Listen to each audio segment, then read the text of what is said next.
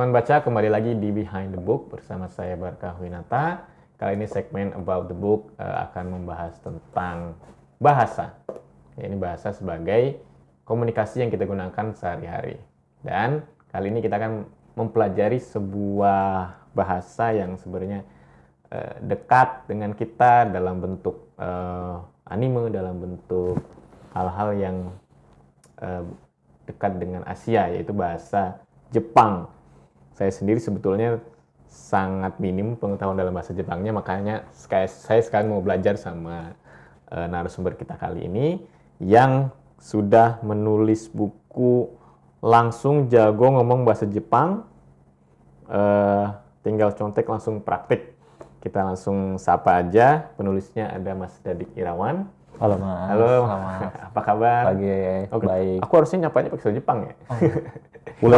Apa kabar gimana? Apa kabar? Konnichiwa. Konnichiwa, oke. Mas Dadik ini adalah konten kreator. Apa Mas Dadik lebih suka Lebih suka disebut konten kreator. konten kreator yang memang konsisten dalam mengajarkan dasar-dasar bahasa Jepang ya. Aku lihat betul. Mas Dadik sangat aktif di TikTok ya, Iya. TikTok dalam pelajari bahasa Jepang. Aku mungkin pengen tahu background-nya dulu dari Mas Dadik sih.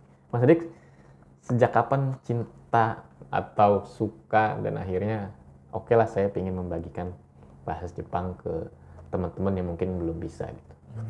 Jadi sebenarnya kepengenan buat belajar ataupun keinginan buat belajar ataupun hobi itu sebenarnya nggak ada. Iya. Itu muncul karena ada suatu waktu saya harus pergi ke Jepang dan mau nggak mau harus belajar dong. Sebenarnya terpaksa juga enggak sih, karena ngikutin alur aja. Iya. Saya belajar, yang awalnya kayak, ini apaan sih kayak gitu ya. Iya.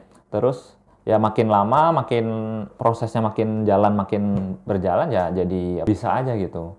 Dan sampai sekarang yang awalnya kebingungan ataupun nggak ngerti, jadi sekarang kayak ya ngerti gitu kan.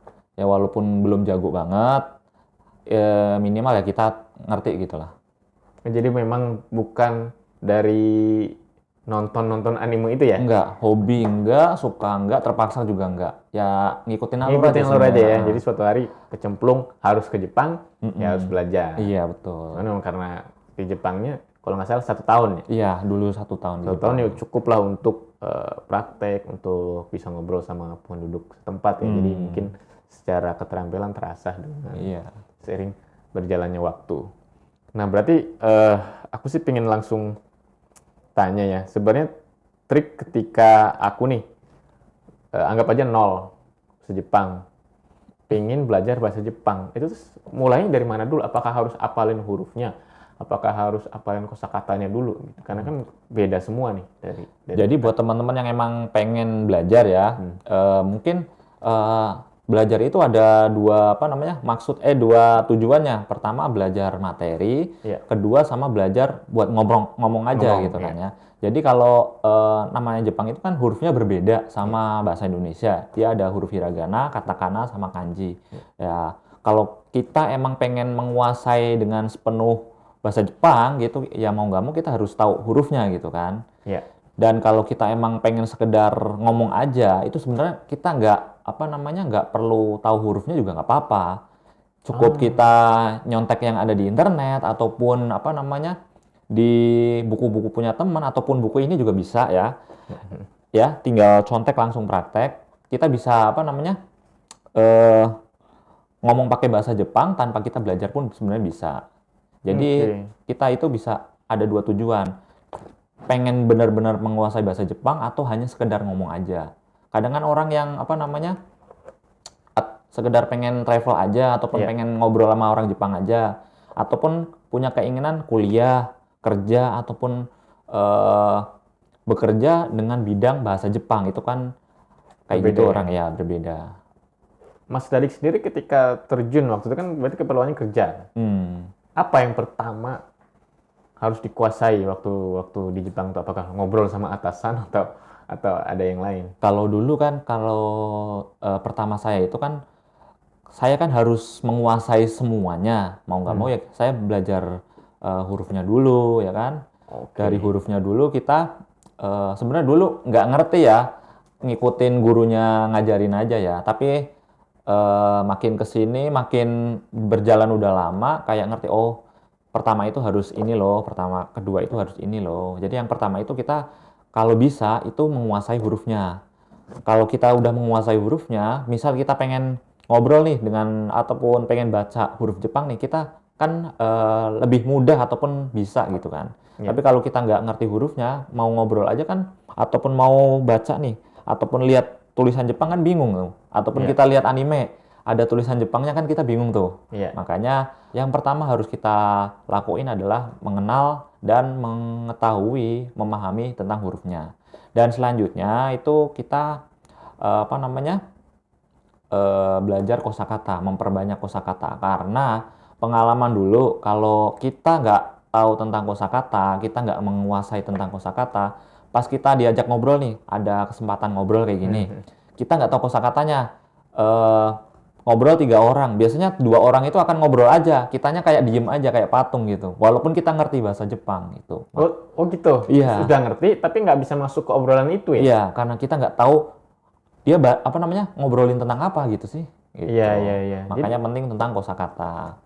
Jadi pas Mas Dadik datang tuh ke Jepang, apa sendiri atau rame-rame? Dulu sih rame-rame. Oh, kalau rame mungkin agak terbantu ya karena ada yang jadi teman untuk belajar bareng. Terutama kan kayak misalnya kan kepedean mental juga harus dibangun karena kan ada orang ngomong di tengah-tengah perjuangan terus kita masuk. Terus ini ngomongin apa sih kan? Membuka dari mana itu sebenarnya juga jadi tantangan kan. Masa langsung Hajime Mashite kan beda konteksnya kan gitu. Jadi memang harus dipupuk itunya ya, bagaimana memulai dari awal tentang mengetahui medannya, mengetahui bagaimana kita harus mulai percakapan tuh dari mana. Oke. Dan yang lebih menantangnya lagi adalah Jepang kan punya struktur yang beda jauh nggak ya? Ya beda lah pokoknya ya. Dari tatanan kalimatnya itu berbeda sih sebenarnya. Ya kan kalau di Indonesia kan SPOK gitu kan. Yeah. Saya makan nasi. Yeah. Tapi kalau di Jepang beda. Saya nasi makan gitu. Oke, jadi nasinya dulu yang disebut. Saya nasi itu ataupun keterangan lainnya itu adanya di tengah dan keterangan paling utama itu ditaruhnya di belakang gitu. Misal nih kalau di Indonesia kan saya makan nasi bersama keluarga. Yeah. Nah kalau di Jepang itu saya bersama keluarga nasi makan kayak gitu. Saya bersama keluarga nasi makan. Nah, kalau di Jepang gimana? Kalau diartiin tetap sama aja. Saya makan nasi bersama keluarga. Jam berapa di tempat apa kayak gitu sih. Kalau diartiin tetap aja, cuman susunannya aja. Seperti itu. Iya. Misalnya saya nasi kan, saya nasi makan bersama keluarga.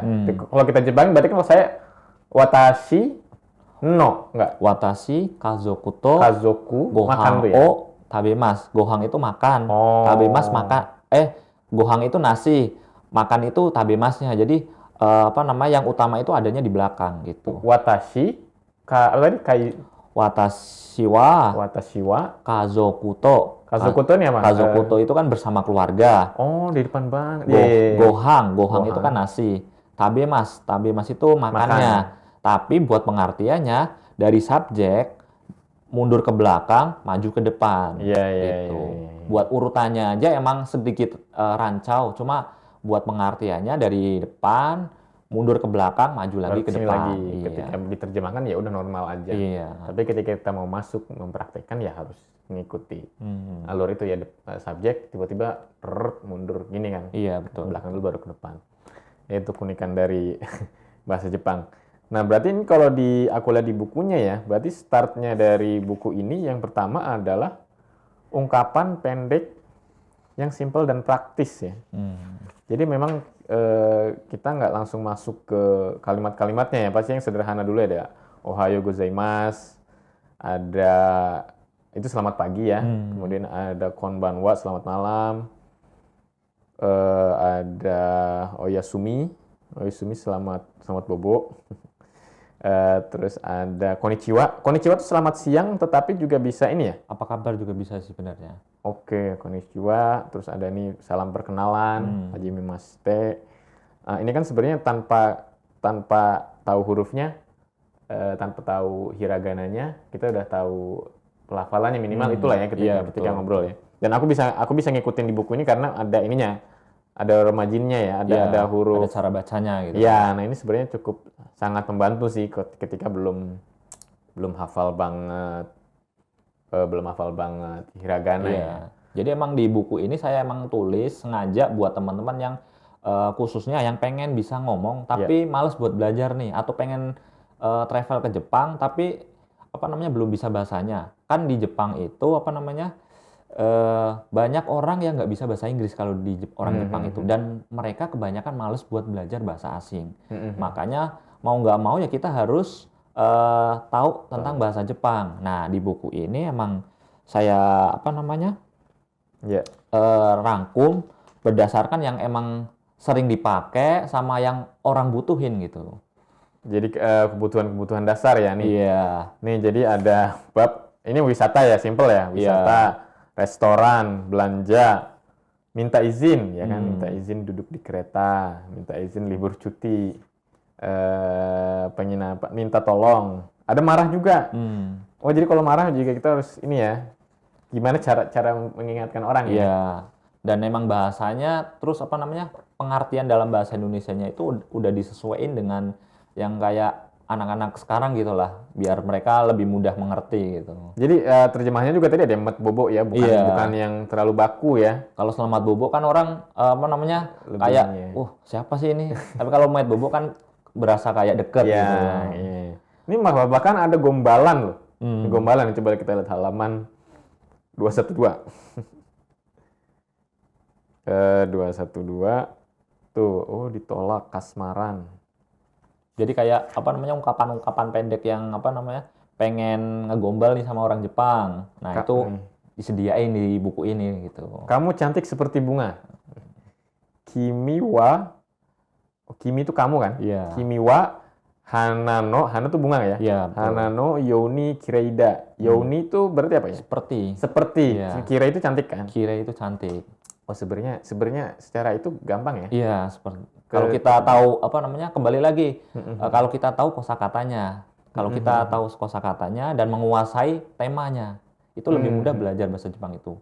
Jadi misalnya saya udah tahu kimi itu kamu, hana itu bunga, kire itu cantik kan, tinggal yang penyambungnya ini aja kan? Iya. Apa ya istilahnya? Bukan imbuhan ya? Struktur ataupun pola kalimatnya. Ya. Tapi nggak ada bapak kamu nggak ada di sini. Gombalan bapak kamu kan? Nggak ada itu. Kalau di Jepang nggak pakai yang begitu ya? Nggak sopan. Oh nggak. Aku tidak bisa hidup tanpamu. Kimi mushi de wa ikite ikenai. Jadi itu cara bacanya ada sedikit itu ya. Ya? Jadi nomor berapa itu, halaman berapa? Halaman 216. 216. Kimi mushi dewa ikite ikenai. Jadi di sini pemotongannya sebenarnya di dewa ini kita ada potongannya, lanjut ke ikite ikenai. Soalnya kalau kita terabas aja sebenarnya sih ya masuk aja ya. Jadi aneh ya. Aneh. Biar kelihatan orang yang nggak ngerti bahasa Jepang sama yang udah bisa tapi pengen memperlancar gitu sih. Oke. Kalau saya kan nggak tahu mushi ini artinya apa kan, jadi kayak terabas aja kan. Iya. Harusnya kan ini mushi apa, berarti hidup. Mushi itu aku tidak bisa hidup tanpamu. Mushi itu nggak ada gitu. Oh, oke. Nanti di editing ditambah ya. Ada teks-teksnya ya Tom ya. Gitu. Juga ada nih gombal waktu ketemu. Cuacanya bagus ya hari ini, iya. Boleh tertawa sebentar untukku, kenapa? Aku ingin lihat senyummu. Oh. Iya ini. Ini beneran terjadi di Jepang. Yang seperti ini. Kalau kita praktekin mereka ngerti kok. Gitu. Oh, jadi polanya emang bukan gombalan yang kita tahu di Indonesia terus di Jepang ini. Ini berarti emang terjadi di sana. Iya. Gitu? Makanya tadi saya tanya nggak ada gombalan bapak kamu kan. Gombal di chat nih. Akhir-akhir ini mataku sering sakit nih. Kamu kenapa? Padahal sudah periksa ke dokter. Apa kata dokter? Sudah gawat katanya. Seriusan? Katanya di dalam mataku selalu ada kamu. Suka deh, makasih. Ini aku nggak bisa baca bahasa Jepang ya. Tapi emang menarik juga sampai ke gombalan juga. Karena itu kan bentuk itu ya, bentuk bertahan hidup di Jepang ya. Oke, bahkan tadi aku lihat ada minjem duit, bener nggak sih? Iya, ada minjem duit. Pinjamlah dulu 100. Mana yang minjem duit ya? Coba. Halaman berapa ya, lupa. Bener juga ya, orang kalau kepepet kan juga perlu ini ya. Tapi emang itu kalau kita praktekin sama orang Jepangnya mungkin dianya agak risih gitu sebenarnya. Oh gitu ya. Cuma emang sekedar buat ada aja. Gitu. Karena bahasanya atau karena nggak emang, biasa minjem duit di Jepang? Emang orang Jepang itu nggak ada yang minjem duit juga sih gitu. sebenarnya. Cuma kan karena sudah sejahtera semua ya? Yang nggak juga sih sebenarnya. Sama aja sih sebenarnya sih. Cuma kan mungkin kalau kita pas kepepet nih nggak ada duit, pengen minjem nih, walaupun mungkin sekarang lagi lagi kerja, nggak bawa duit. Kan mau nggak mau pulang, mungkin naik kereta ataupun naik bis kan pakai uang kan. Nah, pas kondisi kepepet kan kita bisa minjem duit ke orang Jepang. Ya walaupun kesannya kita jadi kurang enak, kurang baik gitu ya. Coba kita praktekkan minjem duit. Berapa ya? Tadi aku lihat kok. Tanya hobi, tanya ini.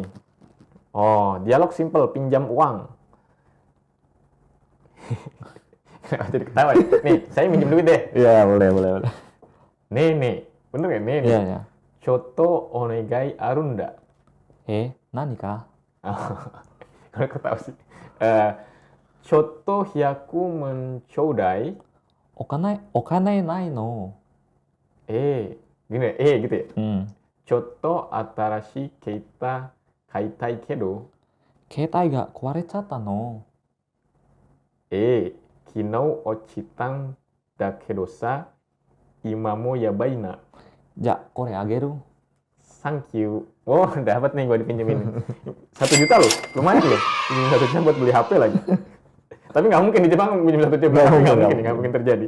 Oke, thank you tuh thank you aja ya. Jadi dia kan banyak bahasanya. Ada bahasa yang formal, bahasa yang santai, bahasa yang serapan juga ada gitu. Kalau thank you ini yang santai lah ya. Karena kan yang itu arigato kan. Jadi di kayak yang percakapan ini banyak kan sih emang sebaiknya kita deket dulu sama orangnya. Kalau kita nggak deket, pakai bahasa ini mungkin mereka akan risih. Siapa sih? Belum kenal kok udah sok-sok deket gitu. Kalau di Indonesia kan nggak apa-apa. Kalau di sana kita harus deket dulu baru ngomong yang pakai bahasa santai. Kalau kita belum kenal nih sama orangnya, ya mau nggak mau kita harus pakai bahasa yang formal ataupun yang kita pelajarin di buku gitu. Tapi kalau kita udah deket, kita mau pakai bahasa yang kayak gimana pun, mereka akan nerima. Tapi kalau kita udah deket, pakai bahasanya yang formal, mereka kayak ngerasa kayak orang kok masih jauh gitu. Kenapa ya? Gue pikir udah deket, tapi kok ngomongnya kok masih yang formal banget gitu, yang baku banget gitu. Termasuk kalau yang di ujung nama ada sang itu formal atau dekat? Kalau itu formal. Kalau sang. Kalau yang non formalnya kita langsung ke panggil nama aja sih. Udah nggak ada embel-embel belakangnya ya? Dan biasanya kita panggilnya nama kecil mereka sih. Jadi ada nama yang besar, nama kecilnya kan. Nama marga sama nama kecil. Nah biasanya kalau kita udah deket, panggil nama kecil pun nggak apa-apa, panggilan nama dia pun nggak apa-apa. Tapi kalau kita baru kenal nih, ya mau nggak mau kita harus panggil marga dia apa gitu. Bahkan nama belakang dulu. Kalau nama belakang nggak boleh. Biasanya mereka kayak siapa gitu, belum deket soalnya. Kalau Inggris kan nama belakang kan Mister apa gitu kan. Kalau di Jepang enggak, justru nama belakang jangan. Jangan dulu. Kita panggilnya ya marganya dia dulu apa. Misal kayak Takahashi ataupun Watanabe apa biasanya. Nah kalau udah deket baru kita panggilnya Watanabe apa misal. Nah itu belakangnya gitu kita bisa panggil. Tapi kalau kita belum deket ya mau nggak mau kita pakainya Watanabe sang gitu kan. Dan kalau kita udah deket pun sebenarnya pakai Watanabe pun nggak apa-apa. Dan kalau kita emang udah deket banget pakai yang belakangnya nggak apa-apa biasanya kayak gitu sih. Oke. Jadi itu ya teman-teman baca bagi yang pengen mempraktekkan Jepang ini dalam buku ini udah secara dasar udah mungkin kayaknya hampir semua kebutuhan udah bisa tergambar di sini ya. Maksudnya kalau teman-teman misalnya ke Jepang tiba-tiba nggak siap, kayaknya buku ini dibawa udah bisa ya. Ya cukup lah buat buat travel ke Jepang ataupun pengen sekedar bisa aja ngomong bahasa Jepang sih. Buku ini cukup sih. Cukup ya. Jadi ya minimal kalaupun ke kasir misalnya ke 7-Eleven atau kemana, di situ udah ngerti ya. Maksudnya ini apa. Tapi di Jepang pun kan sebenarnya ada dialeknya ya. Iya, di sini kan juga ada pembahasan tentang dialek tuh. Jadi beda jauh atau gimana? Ada yang beda jauh, ada yang mirip sebenarnya. Dan emang beberapa kasus kita udah belajar nih di Indonesia, udah belajar lama. Pas nyampe di Jepang ternyata dia tinggalnya di daerah tuh. Daerahnya beda banget. Dia pas dengar orang ngomong kok jadi nggak ngerti. Makanya kita dari buku ini juga bisa belajar tentang perbedaan dialek dalam bahasa Jepang gitu kan. Di bahasa Jepang itu ada yang paling terkenal itu ada 7 dialek. Nah itu ada contohnya, ada cara perubahannya juga sebenarnya ada di buku ini. Dan buat teman-teman yang pengen belajar juga bisa pakai buku ini ya, buat belajar tentang dialek. Dan ada yang spesial juga sih sebenarnya, banyak teman-teman yang nyari tentang pembahasan kaigo ya. Kaigo itu tentang caregiver itu semacam kerjanya itu di bidang perawatan lansia di Jepang. Oh, ini tadi ada di sini. Nah, itu kan banyak teman-teman yang nyari tuh tentang kosakatanya ataupun cara ngomongnya ataupun yang lainnya itu biasanya masih kebingungan, khususnya kosakata sih. Makanya di buku ini saya udah masukin materi pembahasan kayak kosakata, terus cara dialog simpelnya seperti apa sama orang Jepang itu kayak gimana, itu ada di buku ini sebenarnya. Oh, karena pertanyaannya banyak tentang caregiver. Iya, soalnya banyak juga tenaga kerja Indonesia yang kerja di sana sebagai caregiver, dan kebanyakan emang yang dibutuhin sekarang tiap bulan itu sebenarnya ada pemberangkatan sebenarnya buat caregiver. Oh, jadi butuh banyak ya.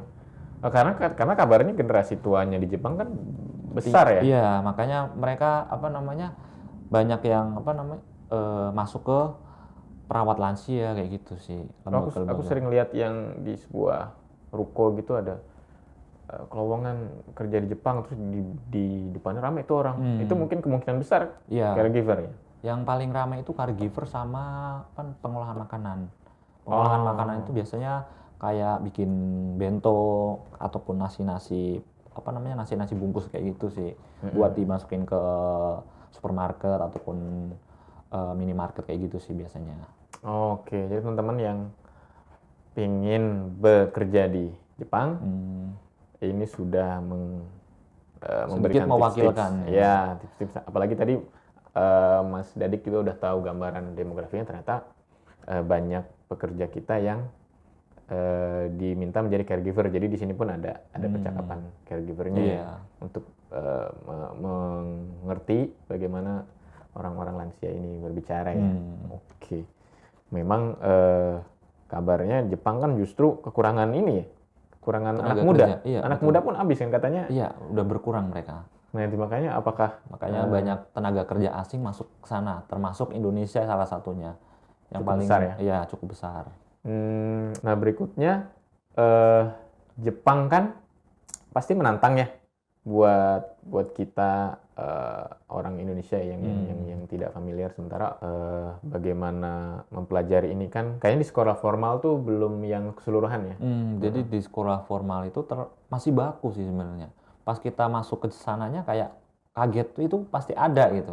Oke. Itu makanya banyak kalau di pelajaran ataupun di kursus-kursus kayak gitu di lembaga-lembaga itu ya belajar formal. Pas kita masuk itu ya kayak kaget. Soalnya kalau udah masuk ke dunianya itu cara ngomong itu berbeda. Kalau pas belajar itu kan cara ngomongnya datar aja tuh. Iya, ya. Saya tadi kan nggak tahu nekannya di mana. Nah, pas udah nyampe sana itu cara ngomong itu penting. Makanya ada yang tulisannya sama, cara ngomongnya berbeda. Nah, itu artinya sangat-sangat berbeda gitu. Itu aku lihat yang yang makan ya? Iya, betul. Kayak tabenaito itu artinya bisa dua. Kalau yang pertama itu bisa artinya kalau makan. Kalau kita nadanya tabenaito standar aja ya. Standar, tabena Ya. ito. Nah, kalau contohnya itu jadi kayak gini. Gohang o tabena ito peko-peko nih narimas. Jadi kalau nggak makan bakalan jadi lapar. Oke. Itu nadanya datar aja. Ya. Tapi kalau tabena itu yang satunya itu bisa juga artinya itu harus, tapi nadanya itu berbeda. Tabena itu to-nya itu nadanya itu rendah. Nah, itu menggambarkan gimana si apa namanya? Nanti artinya itu bakalan jadi seperti apa. Yang terakhir tadi apa artinya? Kalau yang terakhir itu kalau dicontohin itu kore jikang des tabena itu kayak gitu sih. Jadi udah waktunya nih saya harus makan gitu. Harus makan. Iya. Kalau tadi kalau tidak makan bakalan lapar gitu. Oh, dan banyak pasti ada dan masih banyak lagi yang tricky gitu ya. Jadi memang harus banyak yang emang nadanya berbeda ataupun cara bacanya berbeda gitu. Kan banyak di Jepang itu banyak yang tulisan dalam hiragananya itu sama, cara bacanya juga sama, tapi artinya sangat-sangat berbeda. Nah, itu gimana cara bedainya, cara mengetahui ini artinya apa sih, itu kita mau nggak mau kita harus tahu tentang kanji. Oh, jadi berhubungan dengan kanji? Iya, sebenarnya kanji itu penting nggak penting sih, tergantung kita nanti di sana itu mau ngapain gitu. Tadi misalnya kan ada tabena itu kan, Mas Dadik sendiri taunya dari mana? Berarti kan taunya kalau itu dari pola kalimat. Oh. Jadi kan di Jepang itu kan setelah kita kembali lagi ke awal tuh, setelah kita belajar huruf Jepangnya, kosakata, dan yang selanjutnya itu kita harus belajar tentang pola kalimat. Okay. Nah, pola kalimat itu nanti yang akan membantu kita pas kita lagi ngobrol itu biar obrolan kita lebih tertata rapih tuh. Nah, itu dengan pola kalimat. Sebenarnya kita ngobrol asal keluar aja yang ada di buku ataupun di internet itu ya sebenarnya bisa aja. Karena mereka ngerti aja. Cuma kan kalau kita pengen naik level ya mau nggak mau kita harus tahu tentang pola bahasanya, gimana grammarnya. Nah, itu. Oke, memang buat teman-teman apalagi yang mau berada di Jepang cukup lama ya, kalau hanya begini maksudnya hanya maksudnya datar dan segala macam ya mungkin orang mengerti, tapi kan kita tidak bisa ya istilahnya mungkin akrab sama orang ya segala macam. Kalau kita bisa mengatur kalimat, bisa mengatur intonasi, mungkin jadinya kita bisa dekat dengan seseorang dan akhirnya bisa berkomunikasi dengan lancar ya. Dan level kita juga bakalan naik gitu. Oh, bagi mereka. Bagi kita. Kalau kita yang menguasai. Jadi level kita akan naik tuh. Pertama bagi sesama ke orang Jepangnya yang biasa ketemu sama kita. Kedua, pas kita pengen pindah kerjaan tuh. Waktu di Jepang kan sebenarnya bisa pindah kerjaan. Nah, pengen pindah kerjaan yang mungkin pengen fee-nya lebih tinggi. Karena kita value-nya udah tinggi ya, fee juga ikut naik gitu kan. Oh, menarik. Jadi kemampuan berbahasanya meningkatkan value, meningkatkan karir, dan fee mungkin akan ikut naik gitu. Oh. Dan kesempatan-kesempatan lain juga sebenarnya bisa kita gapai sih dengan kalau kita value-nya naik. Oke. Gitu. Mas Dadik sendiri dulu melihat bahwa kesempatan hidup di Jepang, misalnya saya nih dapat kesempatan di Jepang, menurut Mas Dadik ambil atau enggak? Kalau kita berpikirnya buat masa depan, kita ambil. Tapi kalau kita berpikirnya buat jangka pendek aja, sebenarnya sebaiknya sih jangan. Oh, oke. Soalnya kan di sana itu ya pertama kehidupannya beda banget lah sama Indonesia. Kalau Indonesia itu kan semua itu pada ngumpul. Kalau di sana itu sepi gitu. Sendiri-sendiri ya? Sendiri-sendiri. Kalau di Indonesia itu banyakan orang yang sok kenal gitu kan. Kalau di sana sendiri-sendiri gitu. Jadi orang nongkrong-nongkrong di Siskamling itu nggak ada ya? Nggak ada gitu. Makanya kalau kita nggak suka sendirian ya di sana ya biasanya sepi gitu. Oh, itu jadi tantangan untuk beradaptasi di sana. Cuman secara jangka panjang itu emang bagus. Ya? Kalau kita buat jangka panjang, buat karir kita ataupun kelatih mental kita itu sebaiknya sih ambil sih. Oh. Soalnya dulu saya sebelum belajar terus pergi ke Jepang itu ya saya pikirnya next time saya bakalan pakai ilmu ini buat saya sendiri. Ya alhamdulillah sekarang ya kepake gitu kan. Itu. Tapi memang waktu di Jepang terus kembali lagi sini memang juga keputusan sendiri. Ya emang kontraknya udah habis kontraknya juga. Habis. Oke, tapi kontraknya memang udah habis, terus pulang kan saya 2018. Nah, vakum itu sebenarnya belajar itu vakum sekitar 2 tahun. Nah, mulai 2020 pengen nyoba ini kayak pengen jadi guru bahasa Jepang. Ternyata daftar itu nggak keterima gitu kan. Oke. Nah, selanjutnya iseng aja lah biar kemampuannya nggak hilang. Nah, nyobalah konten gitu kan di TikTok yang waktu itu emang ya masih sepi-sepi aja sih. Dari konten di TikTok ya nggak ada kepikiran pengen dapat duit ataupun pengen apa ataupun pengen pamer ataupun pengen sok-sokan bisa bahasa Jepang ya asal sharing aja sih sebenarnya awalnya. Iya. Dari perjalanan waktu apa namanya? Ternyata kok pas udah masuk setengah tahun, 1 tahun baru kelihatan ternyata kok bisa dapat duit gitu kan. Jadi kan semangatnya makin naik gitu. Ya dari situ sih awalnya. Jadi sarannya mending kalau ada kesempatan ambil aja ke Jepang. Seperti Mas Dadik, walaupun hanya setahun, pas kembali ternyata skill Jepangnya bisa digunakan untuk ya tadi bisa buat konten atau buat hal-hal ini. Jadi ternyata belajar bahasa dan beradaptasi ke dunia-dunia baru itu, walaupun misalnya usia udah misalnya udah 30-an atau berapa, bukan berarti bukan halangan juga sih sebenarnya. Tergantung niat kita aja sih mau atau enggak. Kan kalau udah umur segini hafal nggak sih? Bisa hafal hiragana nggak sih? Sebenarnya bisa. Cuma emang apa namanya effortnya harus lebih gede sih biasanya. Beda sama kalau masih muda. Gitu. Jadi teman-teman yang mungkin pada satu titik sekarang lagi galau, mungkin gua ada tawaran nih ke Jepang. Saran dari kita sih coba dulu aja karena Jepang menawarkan banyak kesempatan ya. Kesempatan dan juga contohnya Mas Dadik pun walaupun sudah kembali ke Indonesia juga bisa mengasah kemampuan Jepangnya untuk juga menghasilkan pendapatan untuk kesejahteraan lagi gitu. Sementara Mas Dadik juga bekerja yang lain juga, dan jadi kontennya jadi tambahan gitu ya. Tambahan, sebenarnya full konten sih. Sekarang jadi full konten? Bukan full konten sih sebenarnya, utamanya itu di kontennya. Sekarang jadi utamanya konten?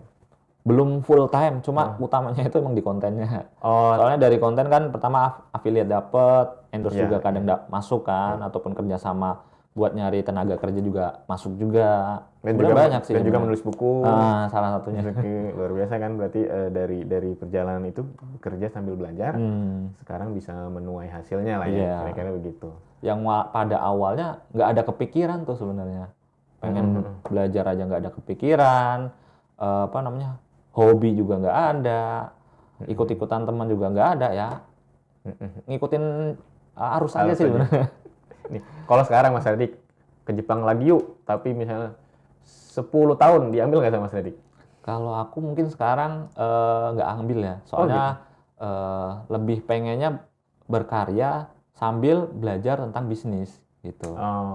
Soalnya emang selain bahasa Jepang juga saya belajar tentang dunia digital marketing ataupun dunia pemasaran kayak gitu. Makanya ya saya lebih nyaman di situ gitu. Oke. Kalau ada kesempatan ke Jepang ya, kalau di sini bisa dapat gede, kenapa harus ke sana gitu kan? Ya dulu udah pernah dan belajar ya di situ ya. Kalaupun ke Jepang paling liburan aja lah ya. Iya, banyak yang nanya kenapa nggak balik lagi ke sana? Iya nanti kita liburan aja gitu kan, nggak usah kerja lagi, udah dulu gitu. Oke, mungkin itu ya Mas Dadik sharing kita hari ini, mudah-mudahan bermanfaat buat teman-teman baca di sini. Ada kita tadi sempat belajar step by step ya, basic mungkin belum semuanya lah bisa kita ajarkan di sini, tapi teman-teman bisa dapetin secara full ilmu tentang dasar-dasar bahasa Jepang ya, langsung belajar, langsung ngomong, ini bahkan langsung lebih dekat ke ngomong ya, langsung praktek ngomong bahasa Jepang dengan menguasai buku ini untuk kamu yang mungkin mau bekerja atau belajar tapi malas buat belajar gitu. Pengen bisa tapi malas buat belajar. Iya gitu. Ini dari Mas Dadik Irawan. Silakan kalau teman-teman mau membeli, ini sudah ada di seluruh toko buku di Gramedia dan jaringan lainnya, ada juga di toko buku online Bumi Fiksi dan jaringannya Republiksi dan lain-lain. Terima kasih Mas Dadik. Sama-sama. Thank you. Bukan thank you ya? Iya bisa juga. Karena baru kenal tadi ya. Berarti arigato ya, arigato gozaimasu udah datang ke Behind the Book. Mudah-mudahan sesi kali ini bermanfaat buat teman-teman di sini. Kita belajar bahwa bahasa Jepang tidak hanya sebuah bahasa yang harus kita pelajari, tapi juga membuka kesempatan lainnya yang membuat kita mendapatkan kesejahteraan dan manfaat untuk kedepannya. Terima kasih teman-teman Behind the Book udah nonton episode kali ini. Sampai jumpa. Sampai jumpa apa ya? Sayonara. Sayonara. Sayonara. Sayonara.